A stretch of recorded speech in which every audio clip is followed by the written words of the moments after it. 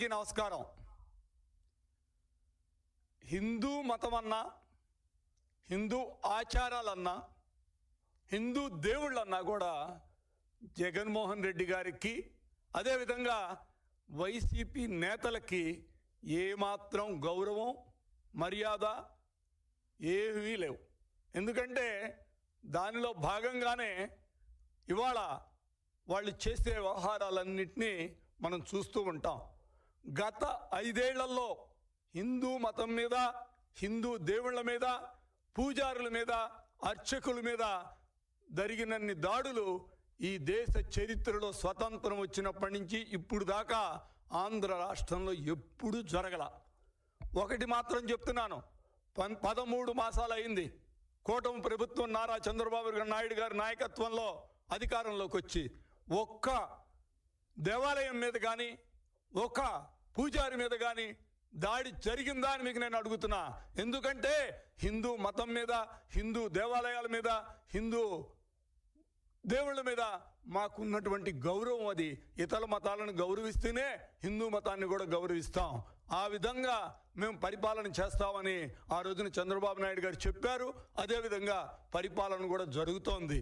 ఇక ఈ కరుణాకర్ రెడ్డి గారు ఇవాళ నిన్న మాట్లాడుతూ ఓబ్రాయ్ హోటల్కి ఇచ్చిన స్థలం గురించి టీటీడీలో నిన్న తీర్మానం చేసిన దాని గురించి మాట్లాడారు.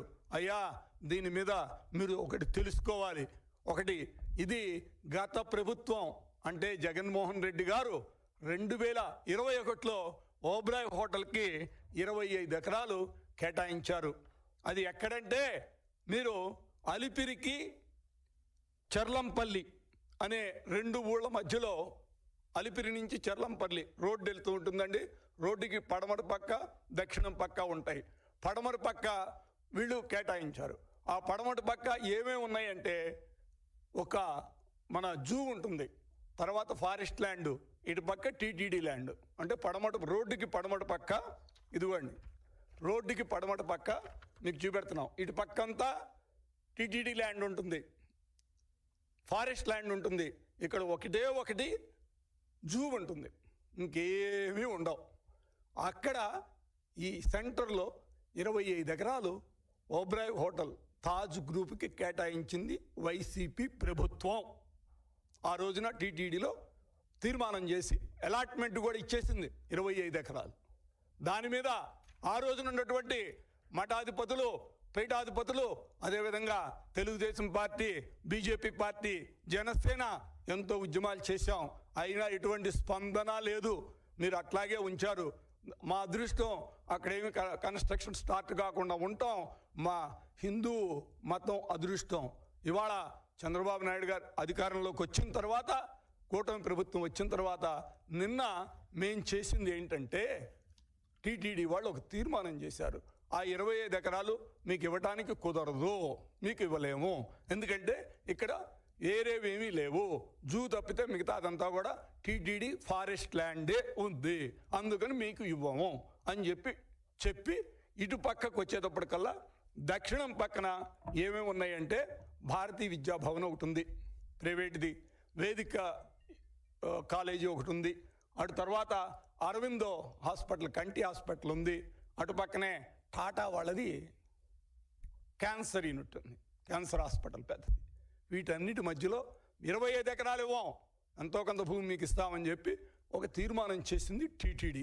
వాటి మధ్యలో అంటే ఇటు పక్కన ఒక్కసారి మీరు చూడండి, పడమటి పక్కంతా కూడా దేవుడికి సంబంధించిందే, ఎటువంటి వేరే వాళ్ళు ఎవరు లేరు. అంతా కూడా దేవుడు, ఫారెస్ట్, మిగతా వాళ్ళు ఎవరు. జూ పార్క్ ఒకటి ఉంటుంది. ఇటు పక్కకు వచ్చేటప్పటికల్లా ఒకసారి మీరే చూడండి, భారతీయ విద్యాభవన్ ఉంటుంది, వేదిక యూనివర్సిటీ ఉంటుంది, అరవిందో హాస్పిటల్ ఉంటుంది, కంటి హాస్పిటల్, తర్వాత టాటా వాళ్ళు ఉంటారు.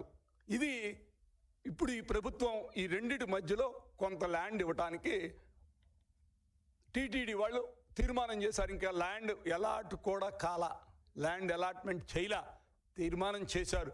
తర్వాత ప్రభుత్వంతో మాట్లాడి ముఖ్యమంత్రి గారి పర్మిషన్ తోటి అక్కడ ల్యాండ్ ఇవ్వటం జరుగుతుంది. ఇవన్నిటినీ ఒక పద్ధతి ప్రకారం చేయాలి. అప్పుడు ఈ కరుణాకర్ రెడ్డి గారు 25 ఎకరాలు ఈ ప్రైమ్ ల్యాండ్ టీటీడీ జూ పక్కనిచ్చినప్పుడు, పడమర పక్క జూ పక్కనిచ్చినప్పుడు ఏం చేస్తున్నాడు? మీరు గాడిదలు కాస్తున్నారా? ఆ రోజున మీరు ఏమన్నా బయటకు వచ్చి మాట్లాడారా? కరుణాకర్ రెడ్డి గారు, మీరు ఎప్పుడూ మాట్లాడరు. మీకు కావలసినవన్నీ మీరు చేసుకుంటుంటారు. ఏదన్నా ఇప్పుడు మీ ప్రభుత్వం లేకపోతే టీటీడీ మీద, హిందూ దేవుళ్ళ మీద, ఎందుకంటే ఒక సెంటిమెంట్ రగిల్చి ఒక పద్ధతి ప్రకారం హిందూ దేవుళ్ళ మీద తిరిగి ఎదురుదాడి చేస్తున్నారు ఇక్కడ. ఎందుకంటే ఈ ప్రభుత్వంలో చాలా సౌమ్యంగా ఉంది, చాలా నీట్గా ప్రశాంతమైన వాతావరణంలో అన్నీ జరుగుతున్నాయి. వీటన్నిటినీ భగ్నం చేయడానికి మీరు చేసే ప్రయత్నం తప్పితే ఇది వేరేది కాదు.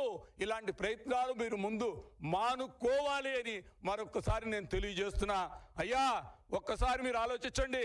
మీ గురించి మాట్లాడాలంటే ఒకటి కాదు, రెండు కాదు, వరుసన చెప్పుకుంటూ పోతే చాలా ఉన్నాయి. మీరు ఇనాం భూముల్ని కొట్టేసింది వాస్తవం కాదా? తర్వాత స్వర్ణముఖిలో 9 ఎకరాలని కంచేసి పెట్టారు. దాని మీద ఎంక్వైరీ జరుగుతుంది.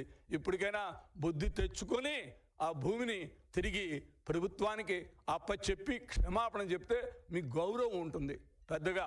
ఎందుకంటే మీరు కూడా ఆలోచించండి, ఇలాంటి తప్పుడు పనులు చేయొద్దు. దేవుడి భూమి తిన్నవాడు ఎవ్వడు కూడా బాగుపడలేదు.